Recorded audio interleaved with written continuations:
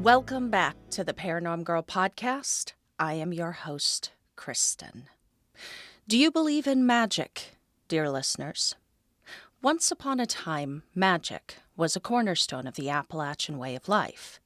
It was evident in the way they made decisions, the way they fed their families, how they coped in the isolation, how they dispensed justice, how they healed themselves with little to no access to conventional medicine or doctors.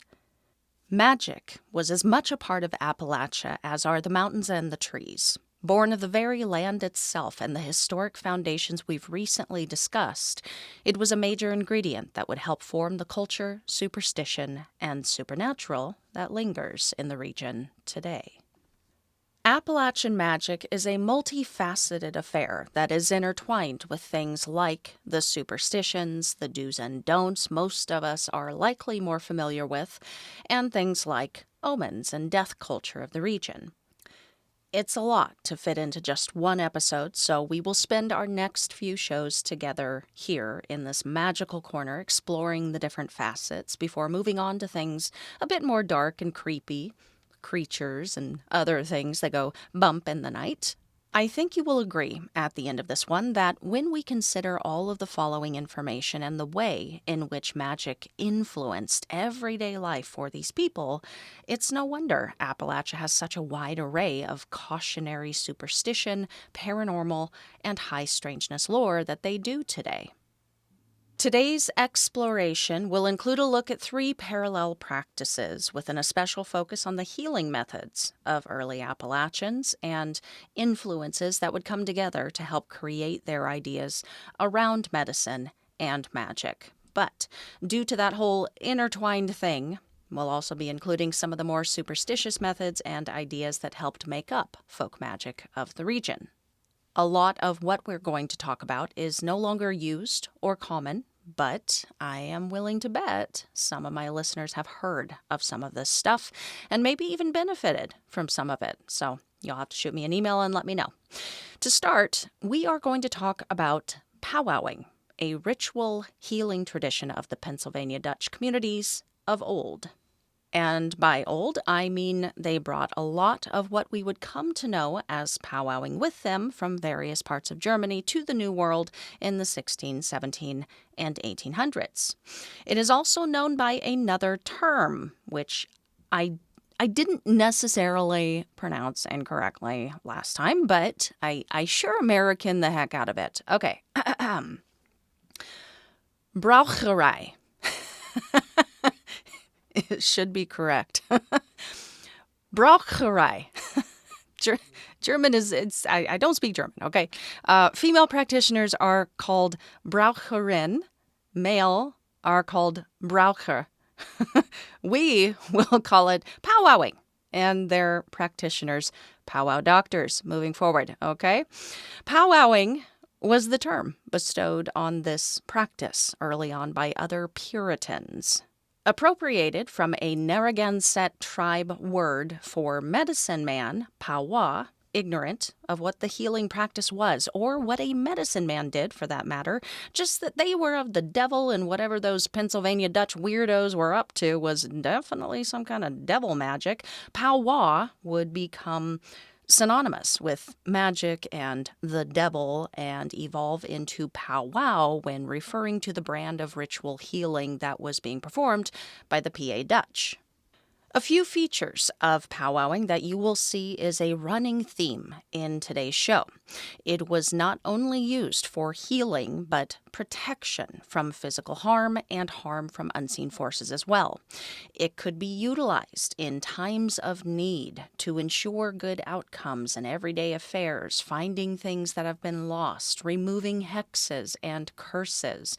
Many of its rituals include some extent of Christian or Catholic influence, such as symbols and Bible verses.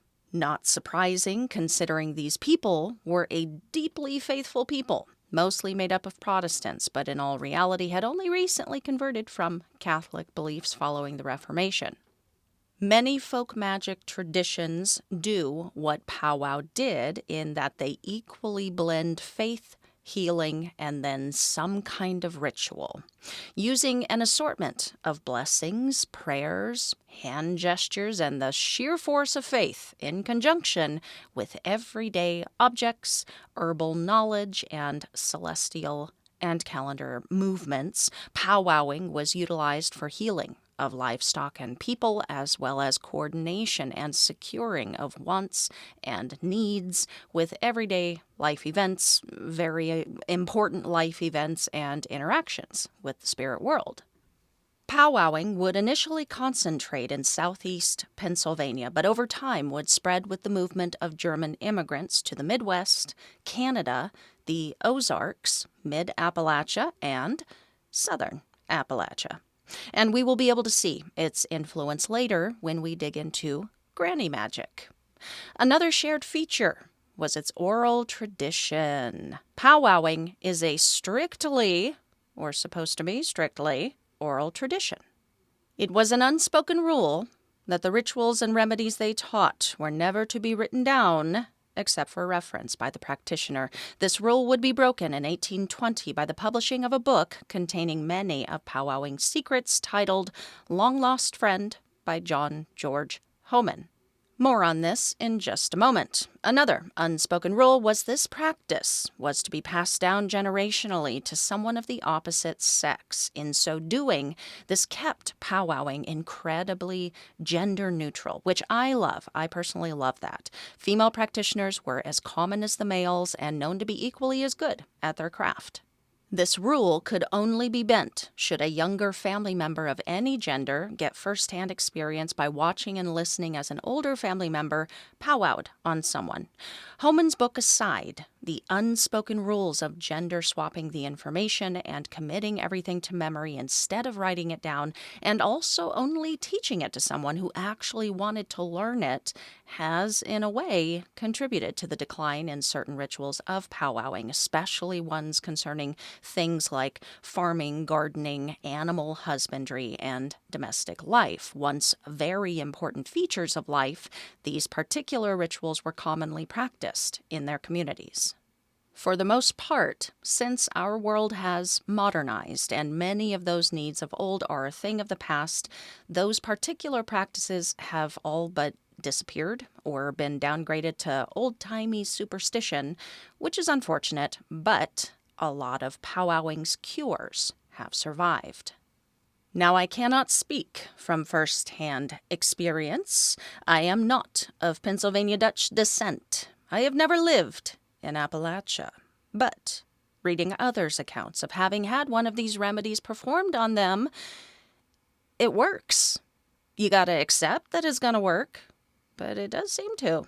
Curator on a paper and author of a book of the same title, Powwowing in Pennsylvania, folklorist Patrick Don Moyer tells a story about his grandmother who, as a child, had a wart on her hand. Her grandfather noticed the wart and said, "Yo, I am gonna take care of that for you." I am paraphrasing.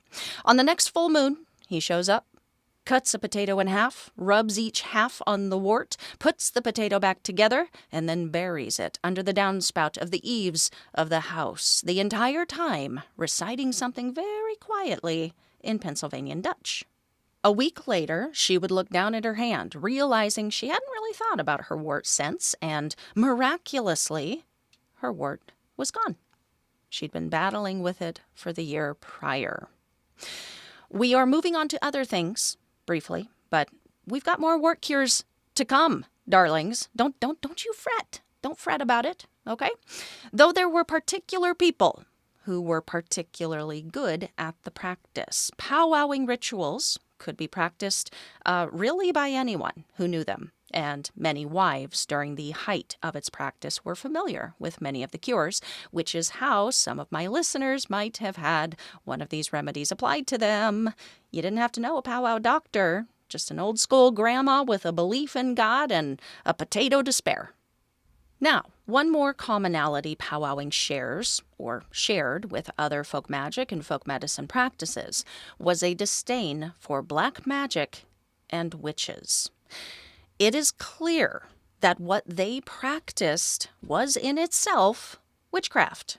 So I want to emphasize here that when I mention witch or witchcraft in the context of these old world folk systems, especially within the Pennsylvania Dutch context, they viewed the world through a puritanical lens. What they were doing was functional. It was necessary and only possible with the help and blessing of God himself. Black magic and witchcraft was the work of the devil, and one of the reasons they needed some of their powwowing rituals in the first place, to combat hexery.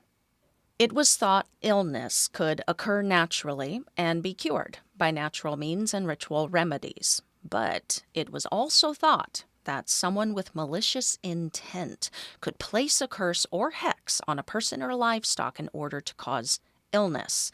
A powwower could remove effects of a simple grudge to lingering negative energy for sure, but they definitely needed to be ready to employ their knowledge in order to quickly ascertain if the ailment was the result of hexery, and then quickly work to reverse or remove the malicious witchcraft.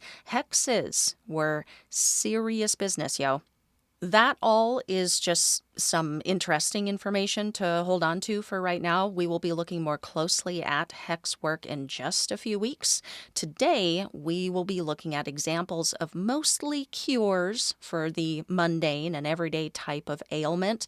There's also going to be some remedies for protection and a few more I would classify as straight superstition that I will throw in there just to give you a fuller flavor of the individual practices. We will take a look at some included in powwowing first, of course. But before we start launching into some of these cures and practices, here is a friendly legal disclaimer.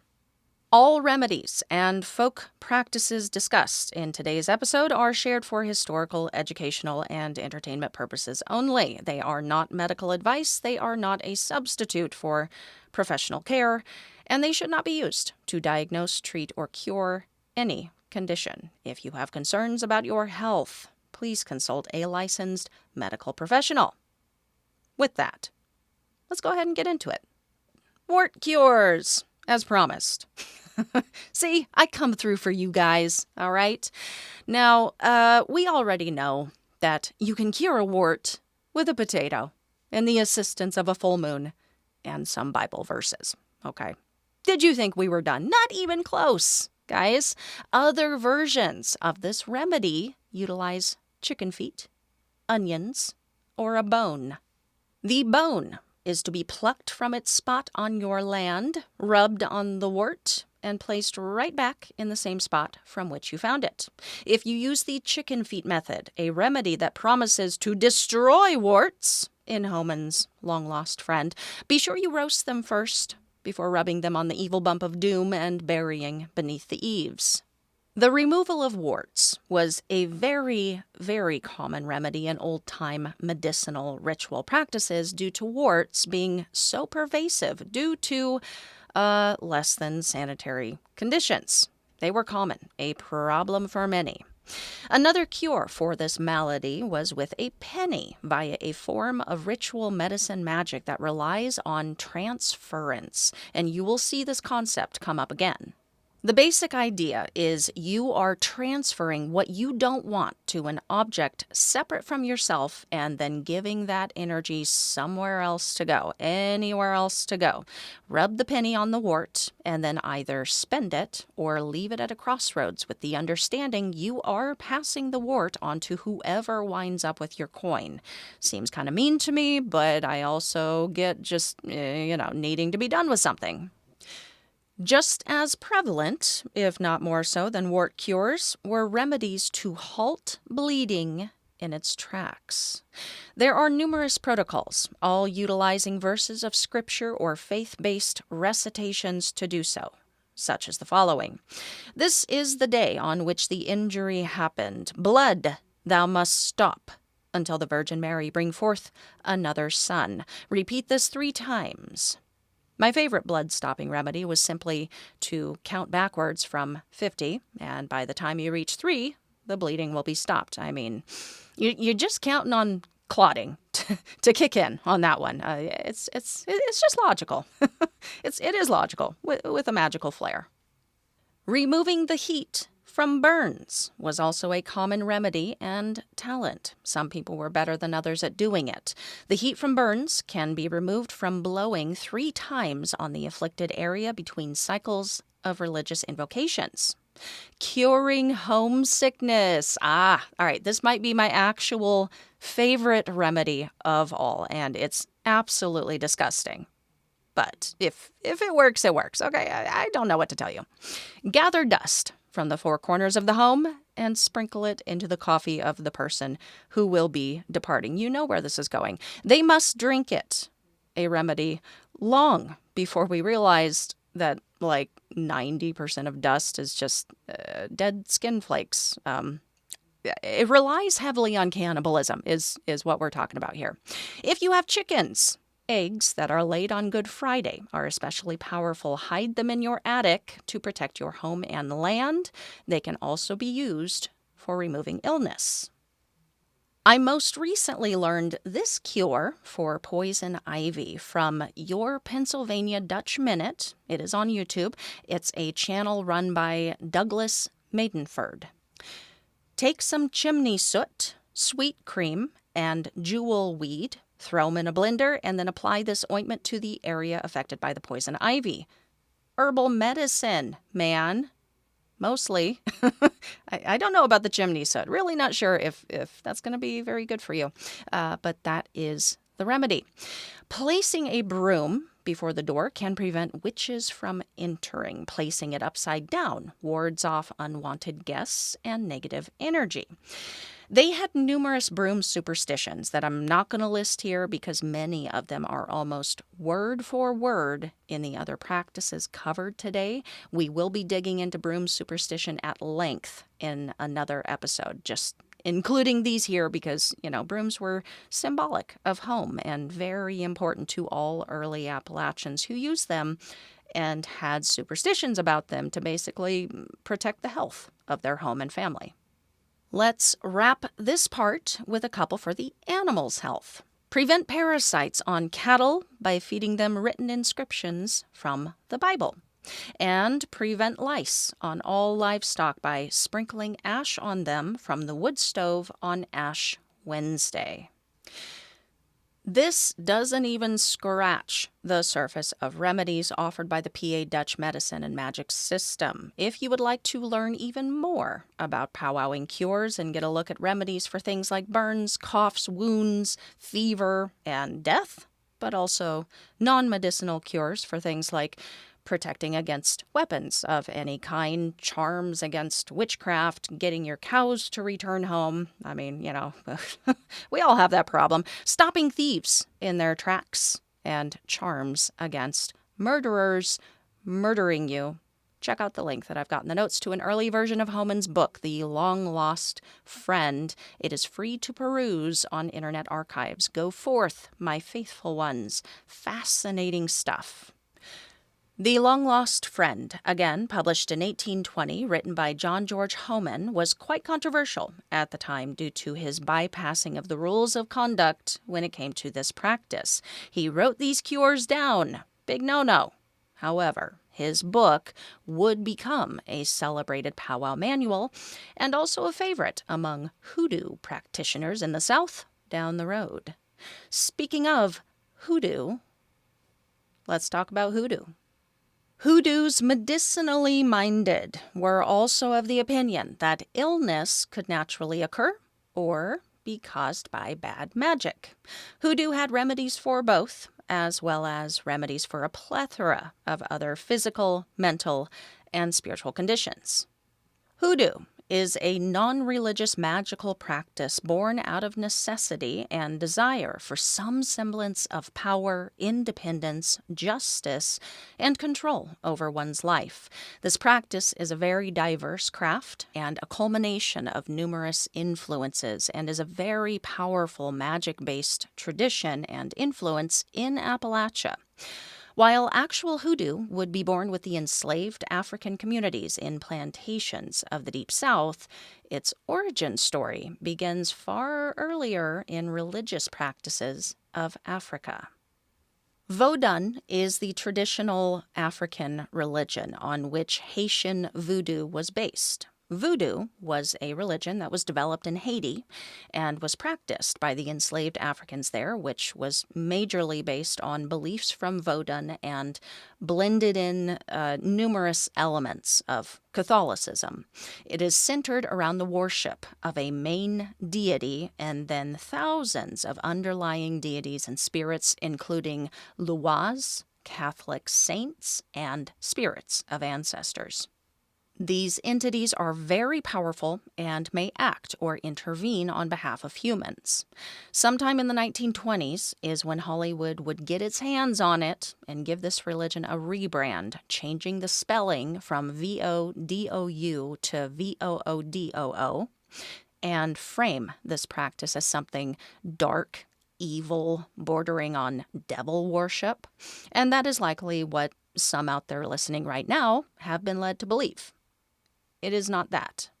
It's a spiritual tradition that utilizes prayer and the Bible, ritual, and ancestral reverence, rooted in survival, identity, and connection. Now, if voodoo was the descendant of Vodun, then hoodoo was the descendant of the descendant.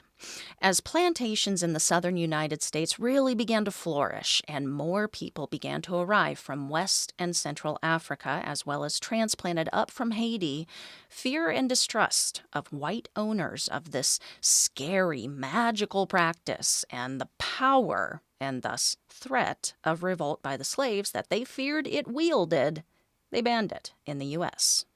Protestant evangelicalism was forced on the slave population near the end of the 1800s. Many converted to Christianity. By choice? Not really, as many baptisms were forced and the threat of harm or death if anyone was caught practicing voodoo hanging over their heads. But an interesting thing happened.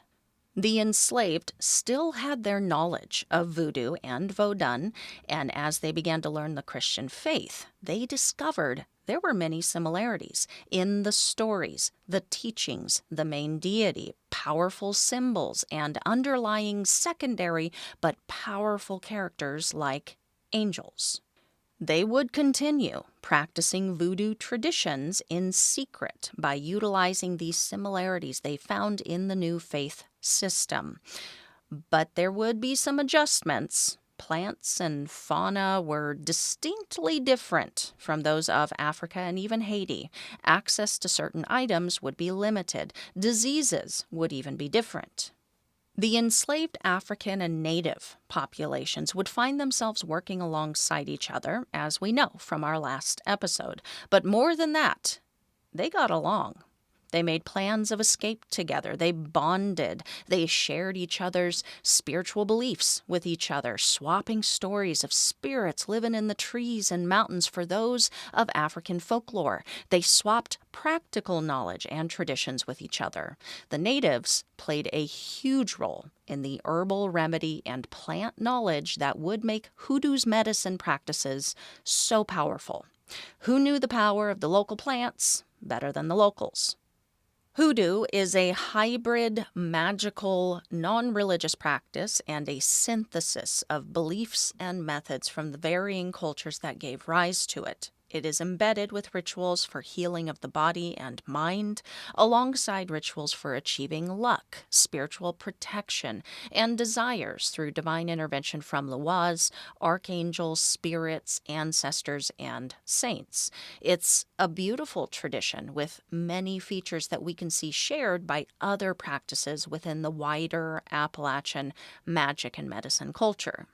Historically, hoodoo has also been called by other names like rootwork, conjuring, and hoodoo conjure. And without getting into it, it does seem, at least with traditional hoodoo, names like rootwork and conjure were actually considered to be forms of magic within hoodoo rather than the practice itself. Like there were practitioners who excelled at working with herbal medication and plant work and spells using natural objects, which in itself would be referred to as root work, and the practitioner a root worker. From what I can gather in more recent literature, it's a bit more muddied or fluid than that and not really an issue to swap these names for one another. I welcome being corrected on that. Folks who follow the practice can be called hoodooists, and the go-to people, the experts at applying this tradition in aid of others, have been termed spirit workers, conjuremen or conjure women, conjure doctor, cunning doctor, hoodoo doctor, soothsayer, root worker, and two heads. I mentioned a few features that hoodoo shares with other folk magic or old world healing traditions, like being born of necessity, the Christian influence, and a belief that illness can be caused both naturally and by having it placed upon you. Hoodoo was meant to bring hope and salvation to an enslaved people. It was meant to be a force for good things. And like the other Appalachian traditions, hoodooists felt a certain kind of way about dark witchcraft, black magic, and bad magic. And that is not to say no root worker ever has used their magic for evil purposes. That isn't true. But that's not what is intended with hoodoo, because hoodoo values balance. Like for every yin, there is a yang. Everything has its equal and opposite reaction or energy, so be careful what you're putting out there. Evident in their ideas about right and left-hand work. Right-hand work was used for spell work that initiated change and progress in one's life. It was for conjuring prosperity, healing, blessings, opening new doors. Left-hand work was for darker purposes, but only when necessary or restoring balance. Left-hand work caused damage, dispensed with justice, or initiated justice in some way. Often this shadow side of the magic was used to reverse hexes, curses, tricks, or spell work done to a person and sending it right back to its creator. It's of utmost importance left-hand work be used for the highest good. But back to what I was saying, tangent there, back to what I was saying. So yes, black magic, hexes, curses, hoodoo isn't about that life. Unless it's necessary, and quite often is employed to undo that kind of work, illness-causing or otherwise. We also see a similar frequent use of celestial events, moon cycles, and the use of signs for timing of spell work, as well as the use of Bible verses and psalms for literal spell work, some hoodoo workers even calling the Bible their book of spells. All of that said, let's go ahead and take a look at some hoodoo magic and medicine they might have used to better their lives and health. Chew sassafras bark 3 times a day to cure a canker sore in your mouth. You can also drink sassafras tea for measles. For indigestion, gnaw on a piece of ginseng root. For severe indigestion, chop the root up and boil it to make tea. Old school Pepto-Bismol right there. There were a lot of different teas for numerous ailments. Peach tree leaf tea will stop vomiting and relieve nausea during pregnancy. Pennyroyal tea would help women with cramping. Mint tea was good for abdominal discomfort or problems. Spanish moss could be used to treat asthma, fever, chills, rheumatism, and also alleviate labor pain.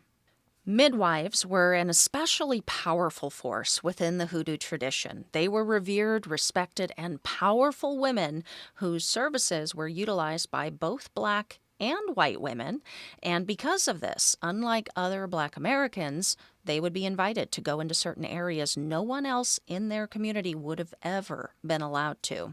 They aided not only in the prep before birth, birthing the baby, and then assisting following the delivery for whatever was needed doing, but she would bring a whole bag of practical and magical tricks along with her to help the mother and ensure the baby's survival. A practice that she might use to alleviate labor pains was to place a sharpened axe beneath the mother's bed. The belief was the axe would cut the pain. To better understand the progress the baby was making, how quickly it would come, and whether there would be any trouble that she needed to prepare for, she might place a dried-up fern with tightly curled fronds in a bowl of water to keep an eye on. She could time the birth as the frond uncurled and leap into action should any of the leaves crisscross or open unevenly. Following the birth, she could also read the placenta in order to divine how many children total the mother would end up having. Imagine putting that on your resume. Yes, it says I'm a quick learner. I work well with others. Did I mention I also read fresh placentas?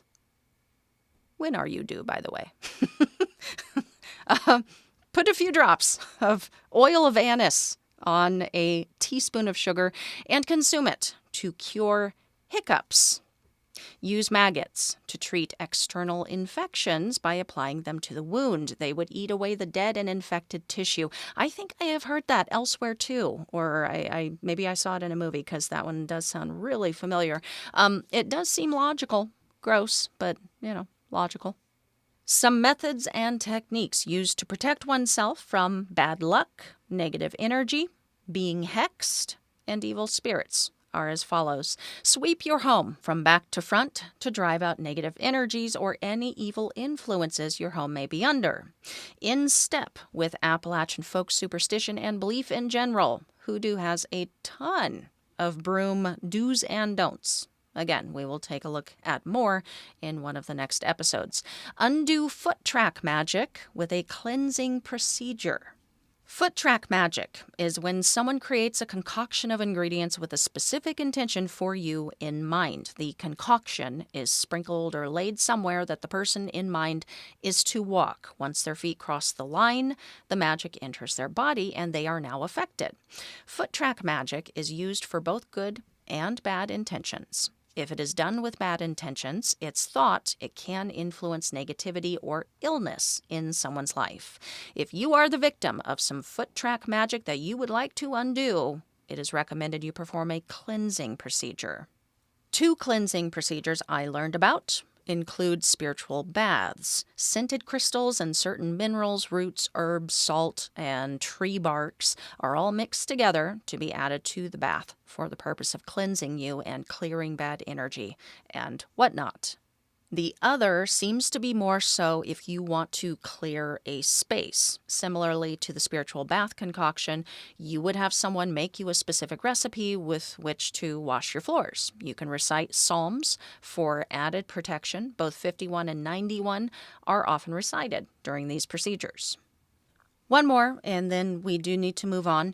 This one comes as no surprise. Working with spirits, honoring ancestors, leaving offerings, and thanks to the spirit world are a cornerstone of Hoodoo, and crossroads are a very important place to them for magic, spell work, and interacting with the spirit world. That is a shared concept across the other folk practices that we are talking about today. Make an offering of coins at a crossroads to appease the spirits of the crossroad and ensure the doors of opportunity remain open to you. Keep them spirits happy. Spirits do be loving their coins, so it would seem. Hoodoo was also passed down and around via oral tradition. If you are interested in learning about this practice and more of the spell work, there are tons of books out there nowadays about the practice itself. I was really craving when I started this research, just being able to pour through like an A to Z lexicon or dictionary of just the spells and superstitions, and I just had a hell of a time finding just one go-to source for this information alone. I have included a few different publications in the show notes that I did end up pulling this information from. Check it out. I especially recommend the first book that I picked up on the matter. It is called Hoodoo for Beginners, written by History Brought Alive. It is a very good source to start your learning journey. And now, let's get into our final magical practice. As we go through it, see if you can pick out pieces that have a bit of powwow flair, ones that might have a hoodoo flavor, and then those pieces that likely came straight from these settlers' home countries and were blended in with native knowledge. Because while all of today's magical practices were and remain distinct systems of magic, it's cool, or to me at least, to see where crossover might have taken place. I think it's cool to imagine moments when cultural contact might have occurred amongst strangers, basically sharing concepts for surviving a harsh environment, a hard life, sharing how to make do with what you had and everyday items and herbs and Bible verses because you had no other choice. Sharing their connection with something bigger than self and how to connect with others.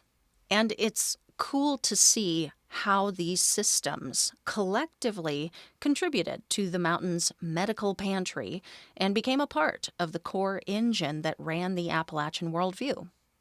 Appalachian folk magic and medicine has gone by many names. Appalachian conjure, mountain conjure, hill folk hoodoo, granny magic, kitchen witchery. It is indeed a product of ideas and beliefs incorporated from different Native American tribes and practices introduced by enslaved and freed people, built on a foundation of mostly Scotch-Irish beliefs, but also we've got English and German influence tossed in there as well.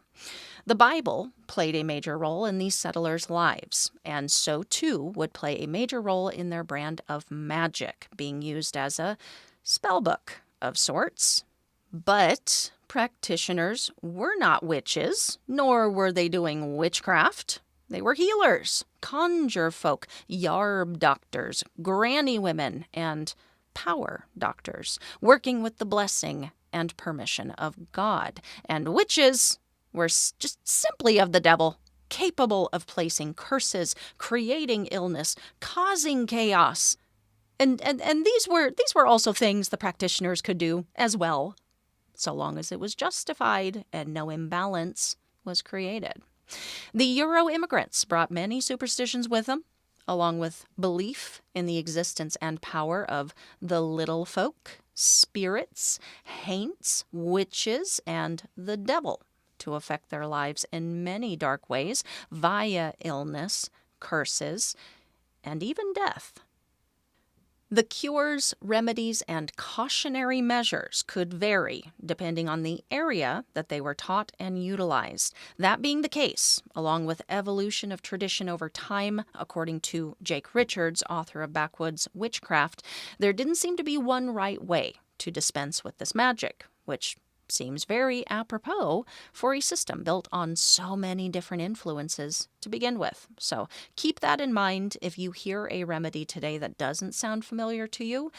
It may very well have just come from another area of Appalachia.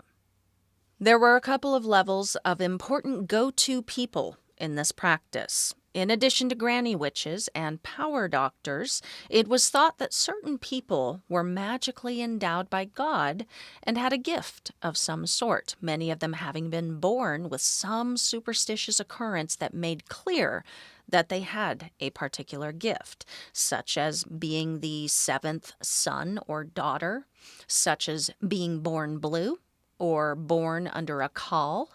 So they might be born with the sight or the gift of knowing, able to speak with the dead or foretelling of events. They might be exceptional with conjure work, divining via signs, cards, coffee grounds, and weather patterns. A boy who grew up never knowing his father was thought to have special healing gifts, Some people may just specialize and become very good with limited but necessary gifts such as blood charming, wart curing, water witching, finding of lost items. Jake Richards says these practitioners would definitely be utilized for healing, health, and protection charms and remedies, but they might also be called upon for the more magical side of this magic, which included divining, fortune-telling, curse work, communicating with the dead, dream interpretation. And you could ask them to make remedies or concoctions that could be carried around in pouches and satchels to cure what ails ya and to conjure. These people were kind of a one-stop shop in early Appalachia. So, we have a good idea of how it formed, who was involved, and what they could do. Let's take a look at some of these traditional practices and cures that they might have used. Warts! The gift that keeps on giving, you know? So many cures, so little time. Again, modern medical services were not widely available and warts were common. Have you washed your hands today? I feel like this is a good time to ask. I sure hope so. I don't want you to have to use any of these. If you have a single wart, rub it with the end of a stick and toss that bad boy in the swamp. When it rots, the wart will be gone. If you have multiple warts, this one might be a good one to use. Cut as many notches as there are warts onto a stick and toss that bad boy into the swamp. Don't have a swamp nearby? Never fear. Pick a dandelion and rub the juice from its stalk on the wart. Should do the trick. I have also heard dandelion tea is good for the liver, so, kill two birds with one stone if you go ending a dandelion today. Wash your hands in stump water, otherwise referred to as spunk water. If this one had any amount of success at all, might have had more to do with the washing of hands part than the magical spunk water part. Certain water did have powerful medicinal and magical capabilities to the early Appalachians. Water collected at daybreak on Easter morning, Good Friday, or Ash Wednesday was used to cure a variety of illnesses. Water falling from your gutters was used on rashes. Ocean water could heal deep wounds and alleviate rheumatoid arthritis. Cow water, a pepe, could be used to turn someone's luck around by tossing it on their feet. I am trying to imagine the mechanics of this procedure. Like, are you allowed to say you're about to splash them with pee, or do you have to, surprise them with the magic for it to work, Are they aware? And you both are, in agreement on what needs to be done, and you'll walk out together just following the cow around the field. These are the thoughts that keep me awake at night. Just as powerful as spunk water was boulder water. Running water was not only powerful for life, luck, and love charms and cure work, but also for spirit and other conjure work. Wipe warts off. Yes, still on the warts. Wipe them off with a rag and a prayer. Jake Richards says he wasn't taught this particular remedy from his grandfather before he passed, but I do wonder if this was thought to work because the rag was blessed in some kind of way. There are a few other practices that include the blessing of rags for use in particular other remedies, so I wouldn't be surprised if there was a special wart rag blessing procedure. You could transfer your warts with this really interesting method included in the book. Find a creek that flows south or west, walking with the current, with scooping motions that go with the current, careful not to disturb the current and upset the spirits. Pluck quartzite stones from the creek bed. You will pull as many of these stones out of the water as there are warts to be removed. As you pluck the stone, touch each one 3 times to a corresponding wart and place it in a small bag. When you are finished, hang the bag on a fence post in a field or leave it at a crossroads. The unlucky soul who comes upon your bag of warts, should they take it, will take them on for themselves. If we have learned anything today of importance, I hope it is this. Wash your nasty, dirty hands. But also, don't take things that you find random. Don't take things from Crossroads. Don't do that. Don't chance it. Extinguish the fire in a burn by blowing on it. You can also blow smoke on the burn to take the fire out. You can also blow tobacco smoke in an aching ear to remove the ache, and hold tobacco smoke in your mouth for toothache relief. Eating cooked minnows is said to cure alcoholism, the belief being the person will no longer drink like a fish. On that note, the hair of the dog that bit ya. Despite what we think that means today, that was actually a remedy. Pluck some hair from the tail of the dog that bit you and rub it into the wound. Place a dried corn cob beneath your doorway to attract good fortune, but also to keep disease away. Don't allow it to get wet, or the luck will rot away, and presumably the disease will come in. Carrying a rag dipped in blood from a bull's ankle will ensure good health and vigor. Eating cooked robin's eggs can cure illness, and incidentally also remove curses. I like those double-purpose ones quite a bit. Ghosts will make you sick. Sewing a piece of red ribbon into the inner lining of your shoe heel will protect you from this. You may naturally become sick, though. Cure a cough with a hot toddy. That's a good one. You can cure a cold with 2 cloves of garlic and some salt water. Cut each clove in half. Tie a half from each clove to the bottom of your feet. Leave it for an hour. By then, the sick person's breath would smell like garlic. That is how you know it's working. Take the cloves off, toss them out your back door. Repeat the process for the remaining cloves. Then soak the feet in warm salt water to pull the cold out. So creative. I love that. And garlic is great for immunity. It's great for a lot of things, but immunity, yeah, man. Drink sheep nanny tea for measles. Moving on.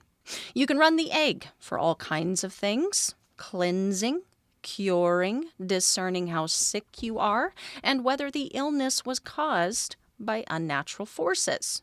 Pass the egg over a person from head to toe to take out fever, chills, or the devil's influence. Break the egg into a glass of water. If there is blood in the yolk, you have a curse on you. If an eye forms, you have an evil eye on you. Figure out if there is illness present and how bad it is, based on if it makes the water murky and level of murkiness. Donkeys were believed to have miraculous healing powers.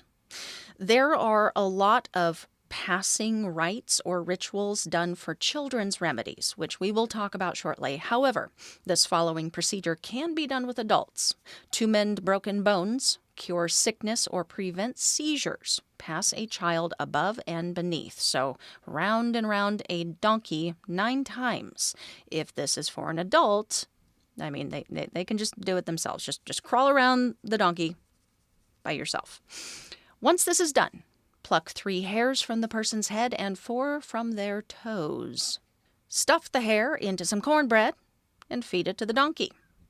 7 hairs from the darker fur on a donkey's back worn in a flannel bag around the neck can cure convulsions, rheumatism, and fever. Donkeys were kind of revered animals, both for practical and spiritual reasons. Keeping one around would help to keep wolves and other predators away from your other livestock. I mean, they're big, they're loud, great security.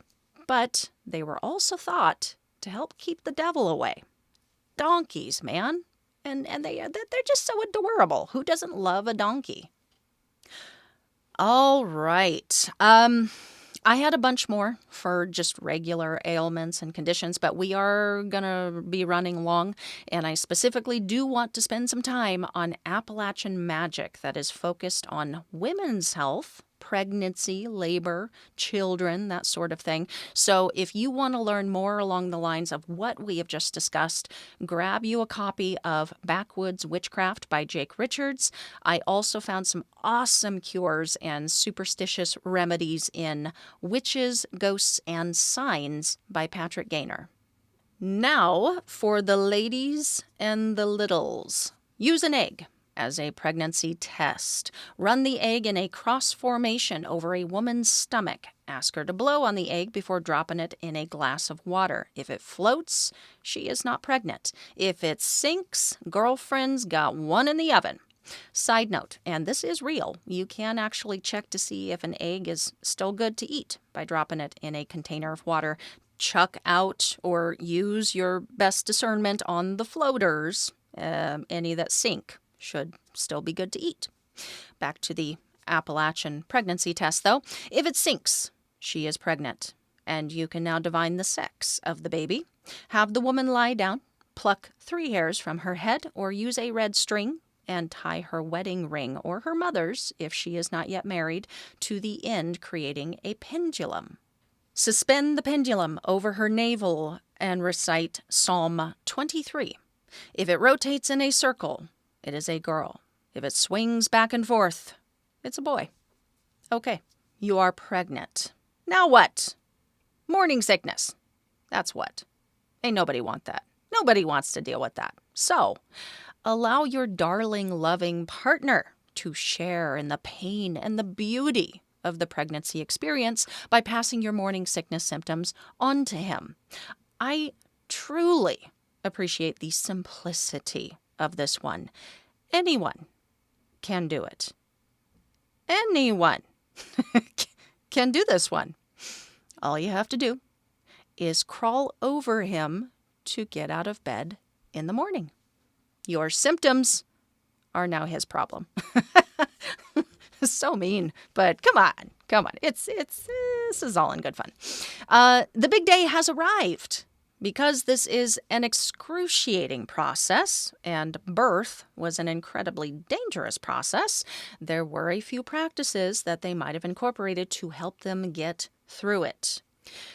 To ease pain, open the Bible to Matthew and place it on the woman's chest or stomach. If the child was in especial danger, put it on the stomach, and if the mother was at risk, put it on the chest. You can also place a knife, arrowhead, or sharp axe beneath the mother's bed to cut the pain.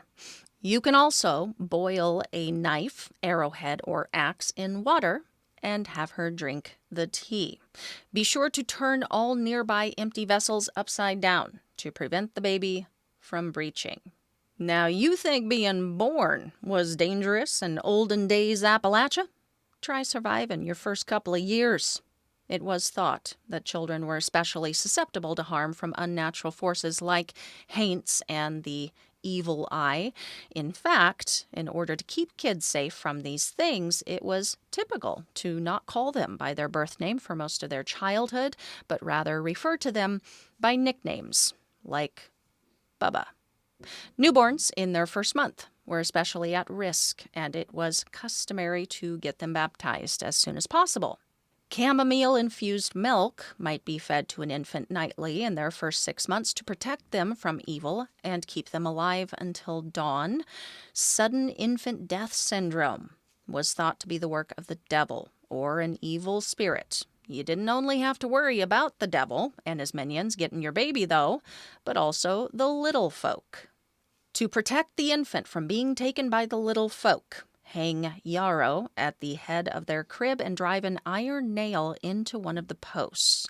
Now, we know the Cherokee already had some beliefs regarding spirit people living in the mountains, but these early settlers, primarily from Scotland and Ireland, would bring some of their beliefs about their own little spirit peoples, such as fairies or the little folk. Jake Richards says, though these beliefs persisted, it doesn't seem like some associated little folklore made its stamp in the New World quite as prevalently. Still present, but not like hardcore present, was the concept of the changeling or double. This is when little folk steal your baby and in its place, leave a replica. So you may be none the wiser until your baby is in fairyland and it is way too late to save them. Can't bring them back, can't save them. One precaution the Appalachian Irish might have taken to discern whether their child was actually their child, if they suspected little folk had been up to no good, was to carry the child around a bale fire while reciting the Lord's Prayer. If they sneezed, that meant it was your actual kid. I wonder what happened if they didn't, though. So, reading about this reminded me of something, and it has nothing to do with changeling lore. I know that, but it did make me think of Appalachian mimic lore and this TikTok that I saw recently. So this girl is inside of a barn or livestock stables or something, and she's feeding the cow, and she's taking a video for her dad, and she's, talking, yeah, I just did this, I'm going to do this, and she starts walking, and as the camera pans, we see in the video there's this female person standing in a corner, face into the corner, so away from the camera, just standing there. Any born and bred Appalachian knows about these things, and so did this girl. She abruptly stops talking, like mid-sentence, cuts off, and immediately walks away and out to her car. I have got this video linked if you haven't seen it yet and you want to freak yourself out bad. I don't even care. I don't care if it's staged or not. I don't care. It's creepy, son. Now, the thing that has been on my mind is something that someone commented, and it is more terrifying than the actual video. Absolutely made my stomach drop, dudes. Someone said something about it facing away from this girl. Like, why does the scary mimic always be facing away, right? And someone responded, it's not. It's mimicking what it sees. That's the front of it. Mimicking what it is looking at. Dudes, oh, lights on. Funny SNL skits on my phone, stat, because nah. In AW, nah. Hell no. Oh, okay. I'm going to pause and take a breather. Okay, I'm back. Catnip tea is fed to newborns to help them sleep. If your baby has whooping cough, pass it under a raspberry bush. General rule of thumb for passing remedies and magic is 3 times. There are different rules for how many passes of a thing that mean different things, but you can't go wrong with 3, which is representative of the Holy Trinity. An old remedy for a colicky baby was to pass it backwards, feet first, mimicking birth, through a horse's collar between the parents. Ease a child's teething pains by rubbing a silver thimble worn on your ring finger along their gums. They can also wear a pouch full of mole's feet around their neck. Cure a child of their stutter by having them drink water from a church bell or baptismal pool. One more. Cure bedwetting in children with corn silk or corn root tea. We will end our exploration of Appalachian magic and old world healing with that one. As we can see, there are a lot of influences that have driven this concept of magic in Appalachia. And like I said at the top, this is just one side of magic in this region. I am excited to dig into strictly superstition and ideas about death, and of course the do's and don'ts while in Appalachia. It's all tied together, and that is coming up next. This side of magic was a good one to start out with, I think, because most people, most outsiders, are familiar with a very superficial Appalachian brand, like the don't look in the trees and no you didn't superstitions. But most outsiders aren't going to look any deeper than that. They aren't going to go so far as to understand the wide source of influences and the reasons behind incorporating magic in day-to-day life in the mountains. Therefore, they'll never see that there is actually a very good reason sometimes, and even logic, to these superstitions that we might think are weird or old-timey. And we might even think there's a bunch of weirdo, nonsensical stuff in today's remedies and cures and protections. But it came from a place of necessity to do something. Gotta figure this out and do something, 'cause ain't nobody coming to save us. And it seems like they might have actually gotten a few things right when it came to using certain plants and herbs for certain ailments. It took listening to others' experiences, and it took faith. But they got there with some of it. The legal medical disclaimer at the top of the show still stands. Thank you very much. Talk to a licensed professional with your health concerns. But they did. You know, people who blog and write books about this stuff have real-world examples of folks having had one of these folk remedies, even the ones that really shouldn't have worked, who say they worked. Like magic, they worked. And that may indicate the biggest unspoken part about all of these practices and other folk medicine practices. When you consider a cure for stopping frequent nosebleeds, like measuring a left ring finger with white string, wetting it with blood from your nose, knotting it 3 times in the names of the Holy Trinity, and burying it beneath a willow tree, it makes no logical sense something like this would work, right? Well, author Jake Richards would disagree, writing that he hadn't had a single nosebleed since it had been done for him 12 years before publishing his book. So that unspoken part is perhaps the most important ingredient in a charm or spell, something just instinctively understood by powwowers, hoodooists, and early settlers of Appalachia. You have to have faith. It's going to work. You have to believe in magic. There's something to be said for mind over matter and the power of belief. Numerous scientific studies and research on placebo medicine tell us as much. Share your thoughts on medicinal magic, cures, and old world healing, friends. Share remedies you were already familiar with, had already heard of, or those you were shocked to realize from which practice it hails. Share your experience with a remedy done to you that shouldn't have worked, but it did. I am so down to hear all about it. Send an email to paranormgirlpod@gmail.com. Message and follow the show on social @paranormgirlpod. Fantastic ways to support the show are by leaving a cool review and high rating wherever you heard it. If you caught this on YouTube, please leave a thumbs up and subscribe to the channel. You can also purchase merch and sign up to be a patron to support the show in that way. Links below. All ways you choose to support are always appreciated, folks. Please join me live on Saturday, December 6th at 7 p.m. Central for a chat about vampires and their lore with author and folklorist AP Sylvia.